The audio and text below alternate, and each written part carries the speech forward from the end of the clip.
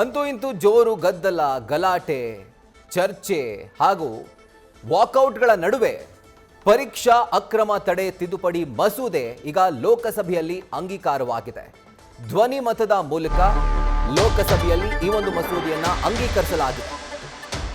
ಅಂಗೀಕಾರ ಆಗುವಂತಹ ಸಂದರ್ಭದಲ್ಲೂ ಕೂಡ ಜೋರು ಗಲಾಟೆ ನಡೀತಾ ಇತ್ತು, ಗದ್ದಲ ನಡೀತಾ ಇತ್ತು. ಇದೆಲ್ಲದರ ಮಧ್ಯೆ ಧ್ವನಿ ಮತದ ಮೂಲಕ ಅಕ್ರಮ ತಡೆ ಬಿಲ್ ಅನ್ನ ಅಂಗೀಕರಿಸಲಾಗಿದೆ. ನೀಟ್ ಕಿಚ್ಚಿನ ನಡುವೆ ಲೀಕಾಸುರರ ವಿರುದ್ಧ ಇದು ಒಂದು ಕಠಿಣ ಅಸ್ತ್ರ.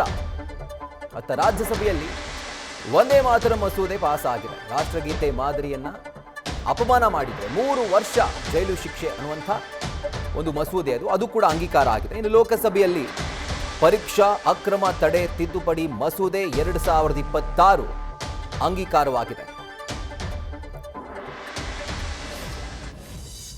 ये खासियत है कि the public examination prevention of unfair means amendment bill 2026, इसकी कुछ एक धाराएं मैंने कल भी व्याख्या की थी. कुछ और तफसील में अगर आज जाने का मौका है तो मैं कुछ ही क्षण लेकर के इस बात को कंक्लूड करता हूं. Public examination prevention of unfair means bill 2024 was enacted in January 24, लेकिन हाल ही के घटनाक्रम के बाद ये इस सरकार की संवेदनशीलता है and openness to accept the inputs and to learn from the experience and also to learn from the advice of the experts के लगा कि इसको और स्ट्रिंजेंट बनाया जाए. इस एक्ट के तहत जो अनअमेंडेड था उसमें भी the offence is cognizable, non bailable, non compoundable with stringent punishment. लेकिन जब महसूस हुआ कि इसे और ज़्यादा सख्त बनाने की आवश्यकता है तो इसकी कुछ एक धाराओं में संशोधन करने का काम किया गया है. Section 1 of subsection 1 of section 10, person और person involved in malpractice, सरकार की अवधि थी 3 से 5 साल and fine up to 10 lakh, उसको बढ़ा करके 5 से 10 साल किया गया और जुर्माना 50 लाख तक. सर्विस प्रोवाइडर, जिसकी परिभाषा मैं कल दे चुका हूं इन माय इंट्रोडक्टरी रिमार्क्स, उनका फाइन था पहले 1 करोड़ तक, उसे बढ़ा करके 5 करोड़ कर दिया गया और उनको 4 साल के बजाय 8 साल तक कोई और एग्जाम कंडक्ट करने पर बाधित कर दिया गया. डायरेक्टर और मैनेजमेंट की सजा 3 साल से लेकर 10 साल से बढ़ा करके 5 साल से 10 साल तक कर दी गई. फाइन 1 करोड़ से बढ़ा करके 5 करोड़ तक कर दिया गया. और इसी तरह जो ऑर्गेनाइज्ड क्राइम है, बार बार कुछ एक सदस्यों ने उसका उल्लेख किया है, मैं उस पर भी वाजे कर दूं कि उसके लिए इम्प्रिजनमेंट 5 साल से 10 साल से बढ़ा करके 7 से 10 साल कर दी गई. Fine which was not less than 1 crore has been increase up to 10 crore. और इसलिए बहुत सारी यहाँ बातें की गई. मैं ये भी कहना चाहूँगा कि कोई भी बच्चा अगर सुसाइड करता है तो जितना आपको उसका खेद है उससे ज़्यादा हमें है, लेकिन हमें आंकड़ों में ना उलझाइए. हालांकि किसी मृतक बच्चे के आंकड़े का व्याख्या करना कोई शोभा नहीं देता, लेकिन the rate of suicide related to paper leakage also has reduced over the last few years. यही कुछ एक बात कह करके मैं अपनी बात समाप्त करता हूँ. प्रश्न ये कि श्री N.K. प्रेमचंदन द्वारा प्रस्तुत संशोधन 1 को स्वीकृत किया जाए. जो सदस्य इसके पक्ष में हाँ गए, जो सदस्य विरोध में ना गए, मेरे विचार में निर्णय ना वालों के पक्ष में, ना वालों के पक्ष संशोधन स्वीकृत हुआ. प्रश्न ये कि विधेयक पर विचार किया जाए. जो सदस्य के पक्ष में हाँ गए, जो सदस्य विरोध में ना गए, मेरे विचार में निर्णय हाँ वालों के पक्ष में, हाँ वालों के पक्ष में विधेयक पर विचार करने हेतु प्रस्ताव स्वीकृत किया गया. अब सभा विधेयक पर खंडवार विचार करेगी.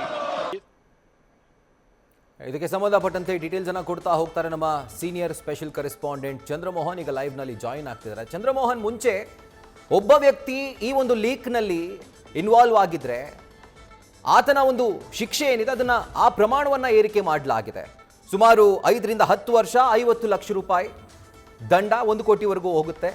ಸಂಘಟಿತ ಅಪರಾಧ ಅಂತಂದ್ರೆ 7ರಿಂದ 10 ವರ್ಷ 10 ಕೋಟಿ ರೂಪಾಯಿವರೆಗೂ ಕೂಡ ದಂಡ. ಹಾಗಿದ್ರೆ ಒಂದು ಆಂಟಿ ಲೀಕ್ ಬಿಲ್ನಲ್ಲಿ ಏನೆಲ್ಲ ಅಂಶಗಳನ್ನು ಉಲ್ಲೇಖ ಮಾಡಲಾಗಿದೆ, ಈ ಬಿಲ್ನಲ್ಲಿ ಏನಿದೆ ಅಂತ ಡೀಟೇಲ್ಸ್ ಕೊಡೋ ಹಾಗಿದ್ರೆ. ಹೌದು ರಾಹುಲ್, ಈಗ ಮುಖ್ಯವಾಗಿ ದೇಶದಲ್ಲಿ ಈಗ ನೀಟ್ ಪ್ರಶ್ನೆ ಪತ್ರಿಕೆ ವಿರುದ್ಧ ದೊಡ್ಡ ಆಂದೋಲನವೇ ನಡೆದಿದೆ, ಚಳವಳಿ ನಡೆದಿದೆ. ಜಂಜಿ ಈಗ ದೆಹಲಿಯ ಜಂತರ್ ಮಂತರ್ಗೆ ಇಳಿದು ತೀವ್ರವಾದಂಥ ಪ್ರತಿಭಟನೆ ನಡೆಸಿದ್ರು. ಆ ಪ್ರತಿಭಟನೆ ಕೂಡ ಹಿಂಸಾತ್ಮಕ ಸ್ವರೂಪಕ್ಕೂ ಕೂಡ ತಿರುಗಿತ್ತು ಮತ್ತು ಕೇಂದ್ರ ಸರ್ಕಾರದ ಮೇಲೂ ಕೂಡ ಒತ್ತಡ ಸೃಷ್ಟಿಯಾಗಿತ್ತು. ದೇಶದ ಯುವಜನತೆಯನ್ನು ಸಮಾಧಾನ ಪಡಿಸಬೇಕಾದಂತಹ ಅನಿವಾರ್ಯತೆಗೆ ಕೇಂದ್ರ ಸರ್ಕಾರ ಸಿಲ್ಕೊಂಡಿತ್ತು. ಹಾಗಾಗಿ ಈಗ ಈ ಒಂದು ಯಾವುದೇ ಪ್ರಶ್ನೆ ಪತ್ರಿಕೆ ಆಗ್ಬೋದು, ದೇಶದಲ್ಲಿ ಸೋರಿಕೆ ಆದರೆ ಆ ಸೋರಿಕೆ ಮಾಡಿದಂಥ ಆರೋಪಿಗಳಿಗೆ ಕಠಿಣ ಶಿಕ್ಷೆಯನ್ನು ನಾವು ವಿಧಿಸ್ತೇವೆ ಅನ್ನೋ ಒಂದು ಸಂದೇಶವನ್ನು ರವಾನೆ ಮಾಡಲಿಕ್ಕೋಸ್ಕರನೇ ಈ ಹಿಂದೆ ಜಾರಿಗೆ ತಂದಿದ್ದಂಥ ಕಾಯ್ದೆಗೆ ಈಗ ತಿದ್ದುಪಡಿಯನ್ನು ಮಾಡಿ ತಿದ್ದುಪಡಿ ಮಸೂದೆಯನ್ನು ಲೋಕಸಭೆಯಲ್ಲಿ ಮಂಡಿಸಲಾಗಿತ್ತು. ಈ ತಿದ್ದುಪಡಿ ಮಸೂದೆಗೆ ಈಗ ಲೋಕಸಭೆ ಧ್ವನಿಮತದಿಂದ ಅಂಗೀಕಾರವನ್ನು ನೀಡಿದೆ. ಮುಖ್ಯವಾಗಿ 2024ರಲ್ಲೇ ಈ ಪ್ರಶ್ನೆ ಪತ್ರಿಕೆ ಸೋರಿಕೆ ತಡೆ ಕಾಯ್ದೆಯನ್ನು ಜಾರಿಗೊಳಿಸಲಾಗಿತ್ತು. ಆಗ ಮುಖ್ಯವಾಗಿ ಯಾವುದೇ ಒಬ್ಬ ವ್ಯಕ್ತಿ ಪ್ರಶ್ನೆ ಪತ್ರಿಕೆ ಸೋರಿಕೆಯಲ್ಲಿ ಭಾಗಿಯಾದರೆ ಕನಿಷ್ಠ 5ರಿಂದ 7 ವರ್ಷದವರೆಗೂ ಕೂಡ ಜೈಲು ಶಿಕ್ಷೆಯನ್ನು ವಿಧಿಸಲಿಕ್ಕೆ ಅವಕಾಶ ಇತ್ತು. ಈಗ ಜೈಲು ಶಿಕ್ಷೆಯ ಪ್ರಮಾಣವನ್ನು 7 ವರ್ಷದಿಂದ 10 ವರ್ಷಕ್ಕೂ ಕೂಡ ಏರಿಕೆಯನ್ನು ಮಾಡಲಾಗಿದೆ. ಅಂದರೆ ಸಂಘಟಿತವಾಗಿ, ಅಂದರೆ ಒಂದು ಗುಂಪನ್ನು ಕಟ್ಟಿಕೊಂಡು ಗುಂಪು ಈ ಪ್ರಶ್ನೆ ಪತ್ರಿಕೆ ಸೋರಿಕೆಯಲ್ಲಿ ಭಾಗಿಯಾದರೆ ಅವರಿಗೆ 10 ವರ್ಷದವರೆಗೂ ಕೂಡ ಜೈಲು ಶಿಕ್ಷೆಯನ್ನು ವಿಧಿಸಲಾಗುತ್ತೆ. ಯಾವುದಾದ್ರೂ ಒಬ್ಬ ವ್ಯಕ್ತಿ ಪ್ರಶ್ನೆ ಪತ್ರಿಕೆ ಸೋರಿಕೆಯಲ್ಲಿ ಭಾಗಿಯಾದರೆ ಆತನಿಗೆ 5 ವರ್ಷಗಳ ಜೈಲು ಶಿಕ್ಷೆಯನ್ನು ವಿಧಿಸಲಾಗುತ್ತೆ. ಇನ್ನು ದಂಡದ ಮೊತ್ತವನ್ನು ಕೂಡ 10 ಲಕ್ಷ ರೂಪಾಯಿ ದಂಡ ವಿಧಿಸಲಿಕ್ಕೆ ಈ ಮೊದಲು ಅವಕಾಶ ಇತ್ತು, ಅದನ್ನೀಗ 1 ಕೋಟಿ ರೂಪಾಯಿಗೂ ಕೂಡ ಏರಿಕೆಯನ್ನು ಮಾಡಲಾಗಿದೆ. ಇನ್ನು ಸಂಘಟಿತ ರೂಪದಲ್ಲಿ ಅಪರಾಧವನ್ನು ಎಸಗಿ ಈ ಪ್ರಶ್ನೆ ಪತ್ರಿಕೆ ಸೋರಿಕೆಯಲ್ಲಿ ಭಾಗಿಯಾದರೆ ಅಂಥವ್ರಿಗೆ 10 ಕೋಟಿ ರೂಪಾಯಿವರೆಗೂ ಕೂಡ ದಂಡವನ್ನು ವಿಧಿಸಲಿಕ್ಕೆ ಈ ಕಾಯ್ದೆಯಲ್ಲಿ, ಅಂದರೆ ಈ ತಿದ್ದುಪಡಿ ಕಾಯ್ದೆಯಲ್ಲಿ ಅವಕಾಶವನ್ನು ಕೊಡಲಾಗಿದೆ. ಇದಕ್ಕೀಗ ಲೋಕಸಭೆ ಧ್ವನಿಮತದಿಂದ ಅಂಗೀಕಾರವನ್ನು ನೀಡಿದೆ. ನಿನ್ನೆ ಮತ್ತು ಇವತ್ತು 2 ದಿನಗಳ ಕಾಲ ಲೋಕಸಭೆಯಲ್ಲಿ ಈ ಪ್ರಶ್ನೆ ಪತ್ರಿಕೆ ಸೋರಿಕೆ ತಡೆ ತಿದ್ದುಪಡಿ ಮಸೂದೆಯ ಬಗ್ಗೆ ವಿಸ್ತೃತವಾಗಿ ಚರ್ಚೆ ಆಗಿತ್ತು. ಆಡಳಿತ ಮತ್ತು ಪ್ರತಿಪಕ್ಷಗಳು ಈ ಪ್ರಶ್ನೆ ಪತ್ರಿಕೆ ಸೋರಿಕೆ ತಡೆ ತಿದ್ದುಪಡಿ ಮಸೂದೆಯ ಬಗ್ಗೆ ಚರ್ಚೆಯಲ್ಲಿ ಭಾಗವಹಿಸಿದ್ವು. ಪ್ರತಿಪಕ್ಷಗಳು ಕೂಡ ತಮ್ಮದೇ ಆದಂತಹ ಆಕ್ಷೇಪವನ್ನು ವ್ಯಕ್ತಪಡಿಸಿದ್ವು. ನೀಟ್ ಪ್ರಶ್ನೆ ಪತ್ರಿಕೆ ಸೋರಿಕೆ ಆಗಲಿಕ್ಕೆ ಕೇಂದ್ರ ಸರ್ಕಾರದ ನಿರ್ಲಕ್ಷ್ಯ, ವೈಫಲ್ಯ ಕಾರಣ, ಬೇಜವಾಬ್ದಾರಿತನ ಕಾರಣ. ಈಗ ಕೇಂದ್ರ ಸರ್ಕಾರದ ಶಿಕ್ಷಣ ಇಲಾಖೆ ಸರಿಯಾಗಿ ಕಾರ್ಯವನ್ನು ನಿರ್ವಹಿಸದೇ ಇರೋ ಕಾರಣಕ್ಕಾಗಿಯೇ ಈ ರೀತಿಯಾದಂಥ ವ್ಯವಸ್ಥೆ ಉಂಟಾಗಿದೆ ಮತ್ತು ಶಿಕ್ಷಣ ಕ್ಷೇತ್ರದಲ್ಲಿ ಸುಧಾರಣೆಯನ್ನು ಮಾಡಬೇಕಾಗಿತ್ತು. ಆ ಸುಧಾರಣೆಯನ್ನು ಮಾಡಲಿಕ್ಕೆ ಹಿಂದೆ ನೇಮಿಸಿದಂಥ ಕಮಿಟಿ ಕೊಟ್ಟಂಥ ಶಿಫಾರಸುಗಳನ್ನೇ ಜಾರಿಗೆ ತಂದಿಲ್ಲ.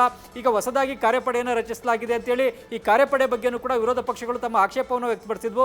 ಅಂತಿಮವಾಗಿ ಈಗ ವಿಸ್ತೃತವಾಗಿ ಚರ್ಚೆ ನಡೆದು ಅಂತಿಮವಾಗಿ ಈಗ ಧ್ವನಿಮತದ ಮೂಲಕವೇ ಲೋಕಸಭೆಯಲ್ಲಿ ಮಸೂದೆಗೆ ಅಂಗೀಕಾರವನ್ನು ನೀಡಲಾಗಿದೆ. ಇನ್ನು ರಾಜ್ಯಸಭೆಯಲ್ಲೂ ಕೂಡ ಇವತ್ತು ಈ ಒಂದೇ ಮಾತರಂ ಗೀತೆಗೆ ಅಪಮಾನ ಮಾಡೋದ್ರ ವಿರುದ್ಧ ಮಸೂದೆಯನ್ನು ಮಂಡಿಸಲಾಗಿತ್ತು. ಒಂದೇ ಮಾತರಂ ಗೀತೆಗೆ ಅಪಮಾನ ಮಾಡೋದನ್ನು ಕೂಡ ಶಿಕ್ಷಿಸುವಂತಹ ಮಸೂದೆಗೆ ಈಗ ರಾಜ್ಯಸಭೆ ಕೂಡ ಒಪ್ಪಿಗೆಯನ್ನು ನೀಡಿದೆ.